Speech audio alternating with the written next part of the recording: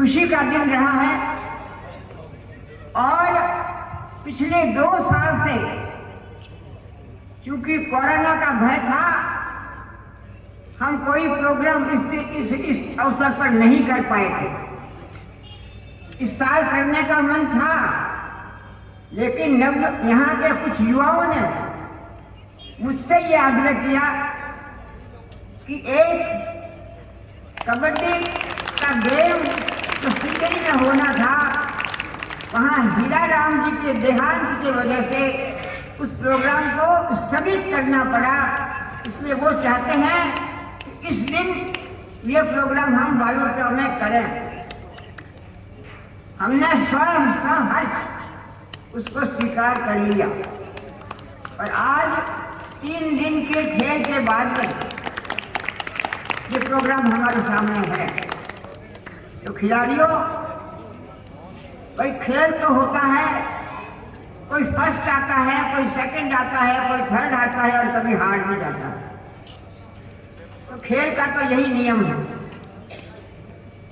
2 दिन पहले मैं भी एक क्रिकेट का मैच टीवी में देख रही थी और उसमें लंका और भारत के बीच में मैच चल रहा था और बहुत बड़ी जीत के साथ हमारी भारत की टीम ने जीत हासिल की।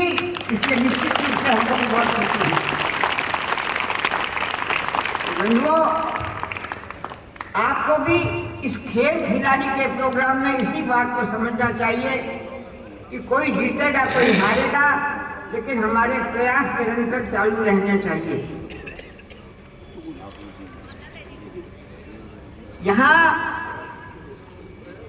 एक बात मैं आपसे निवेदन करना चाहती हूँ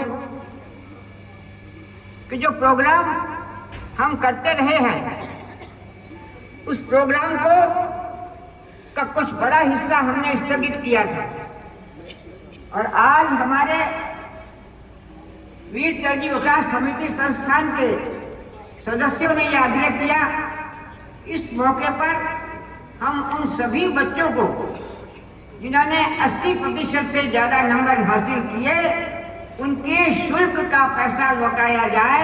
और ये हमारा बहुत पहले से निर्णय चालू रहा है।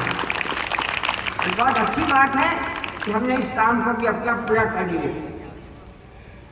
एक बात मैं आपसे निवेदन करना, मैं कोई बहुत लंबा भाषण देने वाली नहीं हूँ। मैं ये निवेदन करना चाहती हूँ कि जो युवा है वो हमारी बहुत बड़ी अमानत है।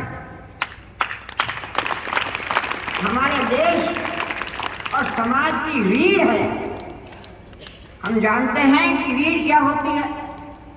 हमारे शरीर का रीढ़ वो हिस्सा है जिस पर सारा शरीर उसके ऊपर निर्भर करता है, चलता है। तो हमारे यहाँ के युवाओं से मेरा यही आग्रह है कि वे अपने को स्वस्थ रखें, मजबूत रखें और निरंतर संस्कारित बनाते रहें। इसी के आधार पर किसी देश और समाज का प्रतिष्ठा बनी रहती है। और अगर ये सब चलता रहा ना, तो निश्चित रूप से हमारे देश और समाज की प्रतिष्ठा निरंतर बढ़ती चली जाएगी।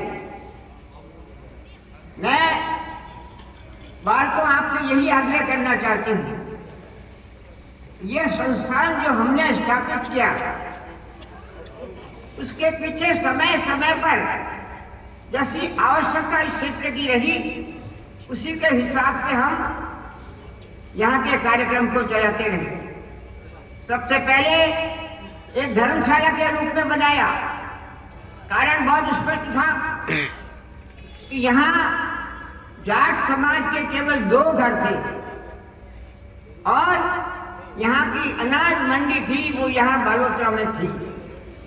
उस समय किसी के पास घोड़ा गाड़ी होते नहीं थी। जो कुछ वहाँ से बिकने को सामान आता था, वो बैलगाड़ी या ऊंट गाड़ी पर आता था और देर हो जाने के बाद उनके रुकने का कोई स्थान नहीं था।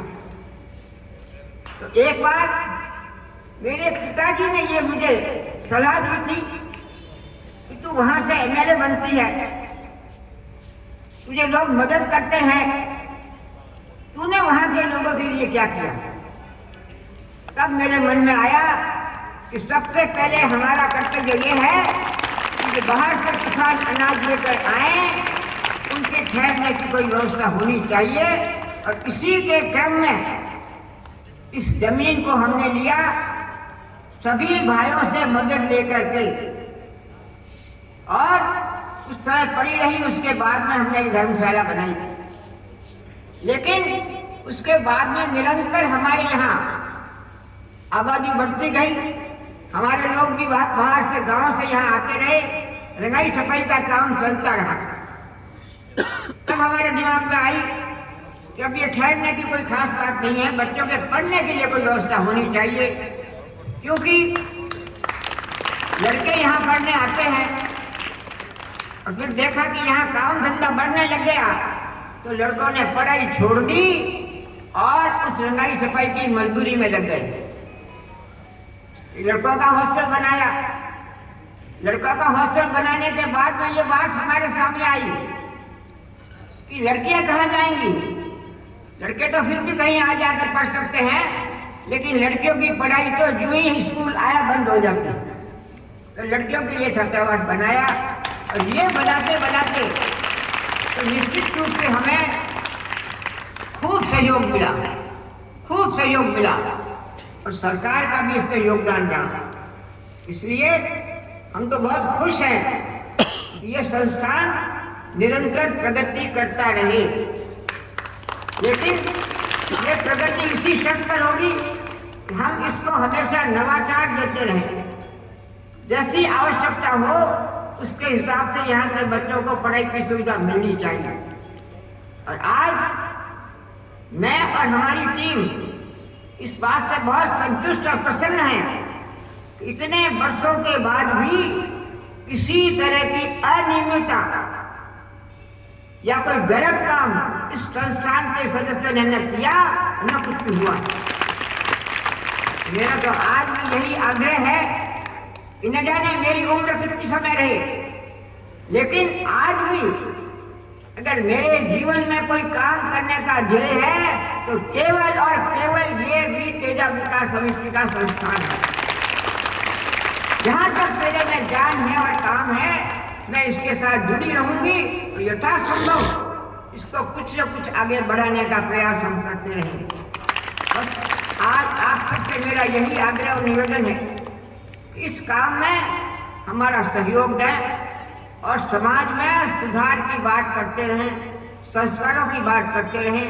और अगर ये युवा पीढ़ी ये धार ले कि हम संस्कारित होंगे, हम समाज को मजबूत बनाएंगे, तो मैं समझती हूँ कि निश्चित रूप से हमारे समाज की बहुत बड़ी प्रतिष्ठा होगी और देश में एक मजबूत शक्ति के रूप में आप और हम सब उभर कर आएंगे। इन्हीं शब्दों के साथ आज जो ये समारोह हुआ, आप सबने सहयोग किया, मैच हुआ, सब कुछ हुआ, इसके बाद में मैं तो आप सबको बहुत बहुत धन्यवाद देना चाहती हूँ।